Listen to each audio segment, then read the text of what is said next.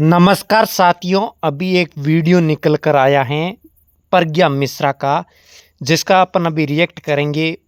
उसी वीडियो का टाइटल है मुस्लिम होने की मिली सजा, अली खान महमूदाबाद गिरफ्तार। उसको लेकर अभी अपन आगे इसी वीडियो का रिएक्ट करेंगे। उससे पहले आप लोगों ने हमारा यूट्यूब चैनल को सब्सक्राइब नहीं किया तो चैनल को सब्सक्राइब जरूर कर लें। आइए देखते हैं इस वीडियो के अंदर प्रज्ञा मिश्रा क्या बताएंगे। एक भाजपा शासित राज्य है मध्य प्रदेश, जहां पर भाजपा का मंत्री विजय शाह कर्नल सोफिया कुरैशी को आतंकवादियों की बहन कहता है। उसकी गिरफ्तारी तक नहीं होती है। कोई माई का लाल एफआईआर कराने वाला तक पैदा नहीं होता है। मध्य प्रदेश की हाई कोर्ट के कहने पर सरकार ने एफआईआर दर्ज की थी। फिर जिस लीचड़ भाषा में एफआईआर दर्ज की गई थी, उस भाषा पर कोर्ट ने नाराजगी जताई और कहा कि जाओ ठीक से एफआईआर दर्ज करवा के लाओ।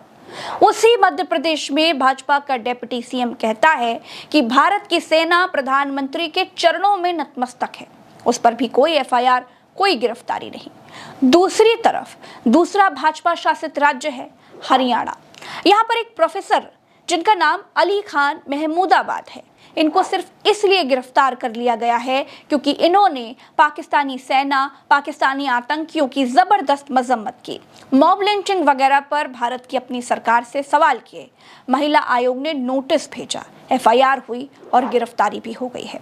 प्रोफेसर अली खान महमूदाबाद ने सुप्रीम कोर्ट में अपील भी की है। दोस्तों, बस नाम का फर्क है, इसीलिए कर्नल सोफिया कुरैशी के बारे में विवादित बयान देने वाले एमपी के मंत्री विजय शाह पर कोई कार्रवाई नहीं हुई। अशोका यूनिवर्सिटी के प्रोफेसर अली खान महमूदाबाद जेल में हैं। बीजेपी के नेता और पूर्व सांसद रितेश पांडे जैसे भाजपा के नेता भी मान रहे हैं कि प्रोफेसर अली खान महमूदाबाद के साथ जो हुआ वो गलत हुआ। सबसे पहले मैं आपको प्रोफेसर अली खान महमूदाबाद के फेसबुक पर लिखे गए लेख का हिंदी में ट्रांसलेट करके आपको बताऊंगी।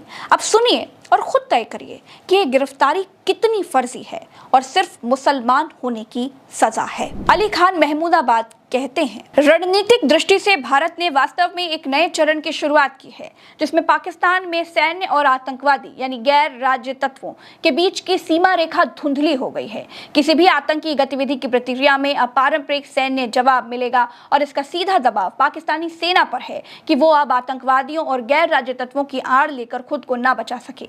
पाकिस्तानी सेना ने काफी लंबे समय से गैर राज्य तत्वों का सैन्यकरण कर क्षेत्र को अस्थिर किया है, जबकि अंतर्राष्ट्रीय स्तर पर खुद को पीड़ित दिखाने की कोशिश की है। यही ताकतें हालिया हमलों में भी इस्तेमाल की गई, पाकिस्तान में सांप्रदायिक तनाव भड़काने के लिए।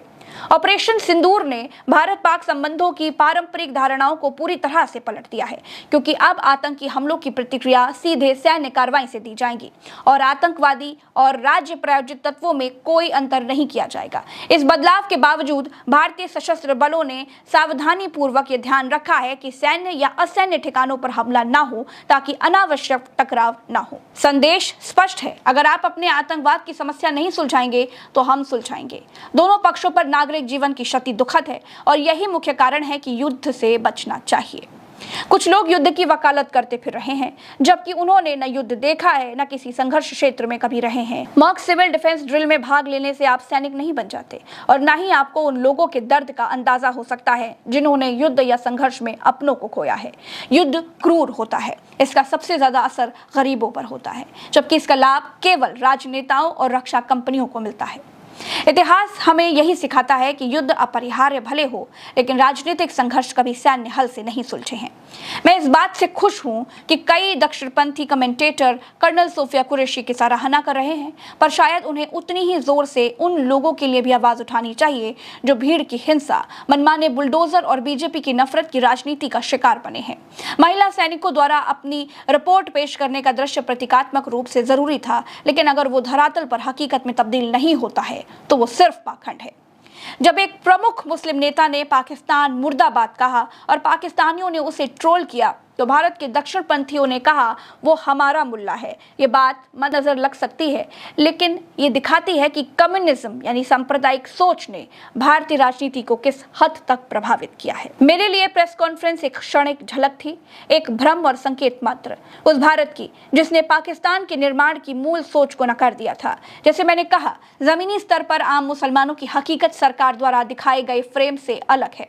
लेकिन प्रेस कॉन्फ्रेंस ये भी दिखाता है कि एकता में बंधा भारत अपनी विविधता में पूरी तरह से एक विचार के रूप में मरा नहीं है। जय हिंद। दोस्तों, विवाद इन लाइनों पर है जिसमें उन्होंने लिखा है कि मैं इस बात से खुश हूं कि कई दक्षिणपंथी कमेंटेटर कर्नल सोफिया कुरैशी की सराहना कर रहे हैं, पर शायद उन्हें उतनी ही जोर से उन लोगों के लिए भी आवाज उठानी चाहिए जो भीड़ की हिंसा, मनमाने बुलडोजर और बीजेपी की नफरत की राजनीति का शिकार बने हैं। महिला सैनिकों द्वारा अपनी रिपोर्ट पेश करने का दृश्य प्रतीकात्मक रूप से जरूरी था, लेकिन अगर वो धरातल पर हकीकत में तब्दील नहीं होता है तो वो सिर्फ पाखंड है। दोस्तों, क्या ये बात कर्नल सोफिया को आतंकवादियों की बहन कहने से ज्यादा बड़ी है? क्या ये बात सेना मोदी के चरणों में नतमस्तक है भाजपा मंत्री के इस कथन से ज्यादा बड़ी है? भाजपा के ये दोनों मंत्री और उप मुख्यमंत्री दोनों खुला घूम रहे हैं। क्यों? क्या ये दोनों भाजपाई हैं इसलिए? क्या ये दोनों भारतीय कानून की सीमा से बाहर हैं? क्या भाजपाई मंत्रियों और भाजपा विचारधारा को फॉलो करने वालों को कुछ भी बोलने, कुछ भी बकने, कुछ भी कहने की आजादी है? ये राइट विंग के एक पत्रकार का ट्वीट है। इन पर कोई एफआईआर, कोई गिरफ्तारी नहीं हुई। क्यों? क्या ये प्रो भाजपा पत्रकार हैं इसलिए?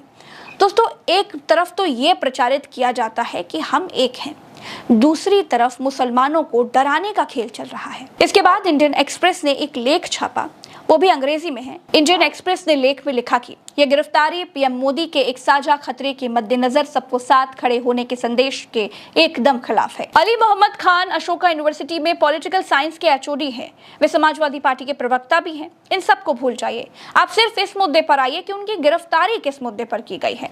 उन्होंने कर्नल सोफिया कुरैशी और विंग कमांडर व्योमिका सिंह की प्रेस कॉन्फ्रेंस के मुद्दे पर लिखा था।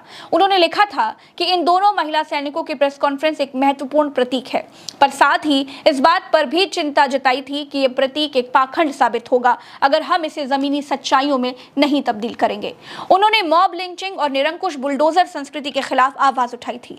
बीजेपी की घृणा वाली राजनीति पर प्रश्न खड़े किए थे। आप उन प्रश्नों से सहमत हो सकते हैं, आप असहमत हो सकते हैं, आप उन्हें खारिज कर सकते हैं। आपके खेमे में एक से बढ़कर एक एकोमोडेशन है, आप उन्हें आगे करके इसका उत्तर दे सकते हैं। पर गिरफ्तारी क्यों? गिरफ्तारी कैसे?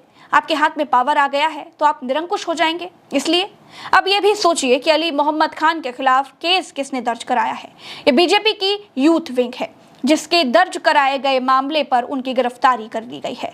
अगर आपको इतना ही गिरफ्तारी का शौक है तो मध्य प्रदेश के उस मंत्री विजय शाह को अब तक क्यों गिरफ्तार नहीं किया गया जिसने कर्नल सोफिया कुरैशी को आतंकवादियों की बहन कहा था, जिसकी खुद हाई कोर्ट ने निंदा की थी? उसे कौन बचा रहा है? बीजेपी को पूर्व प्रधानमंत्री अटल बिहारी वाजपेयी से सीखना चाहिए। वाजपेयी जी ने कहा था, सरकारें आएंगी जाएंगी, पार्टियां बनेंगी बिगड़ेंगी, मगर ये देश रहना चाहिए। कम से कम देश की खातिर ऐसी कट्टरता और विवेक शून्यता से बचिए। दोस्तों, प्रोफेसर अली खान को एक पोस्ट के आधार पर 12 मई को नोटिस जारी किया गया और 14 मई को पेश होने के लिए कहा गया। 18 मई को हरियाणा पुलिस ने उन्हें दिल्ली से गिरफ्तार कर लिया।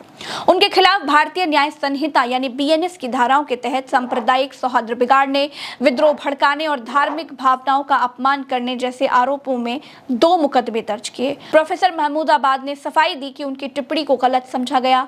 उनका उद्देश्य नागरिकों और सैनिकों की सुरक्षा पर ध्यान देना था, न कि महिलाओं या फिर सेना के खिलाफ कुछ कहना। उन्होंने कहा कि उनकी पोस्ट में कोई महिला विरोध जैसी बात नहीं थी और आयोग ने उनके बयान को गलत संदर्भ में लिया। दोस्तों, क्या हमारा देश दक्षिण कोरिया बनने जा रहा है? क्या भारत में भी सुप्रीम लीडर और उनकी पार्टी से सवाल करना अपराध माना जाने लगा? सवाल लोकतंत्र की सबसे बड़ी खूबसूरती है और इस खूबसूरती से भाजपा को सबसे ज्यादा डर लगता है।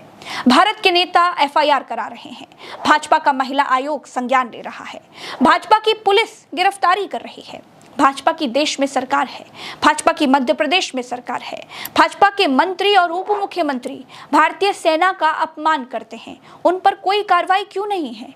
वहां महिला आयोग की आंखें फूट जाती हैं क्या? वहां भाजपा के नेताओं को मोतियाबिंद हो जाता है क्या? वहां पुलिस की पतलून गीली हो जाती है क्या? देश में मुसलमान होना गुनाह है क्या? क्या देश में मुसलमान कुछ लिख या बोल नहीं सकता क्या?